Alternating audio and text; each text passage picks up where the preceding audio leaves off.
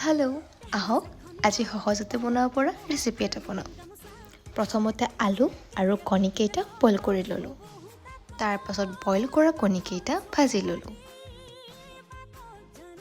এইফালে আলুকেইটাও গৰম তেলত পিঁয়াজৰ সৈতে পিটিকি ভাজি ল'লোঁ। আৰু পানী দি উতলাই লিপষ্টিকৰ কালাৰ যেন ৰঙা হৈ থকা কণীকেইটা দি দিয়াত হৈ গ'ল ৰেডি। এঠা লাগে বুলি ভয় নকৰি এইবাৰ কাচকল দুটা কাটি ল'লোঁ। এতিয়া বেচনত মছলা এড কৰি ভালদৰে মিক্স কৰি লৈছোঁ আৰু কাটি থোৱা কাচকলখিনিৰ সৈতে ফ্ৰাই কৰি লৈছোঁ।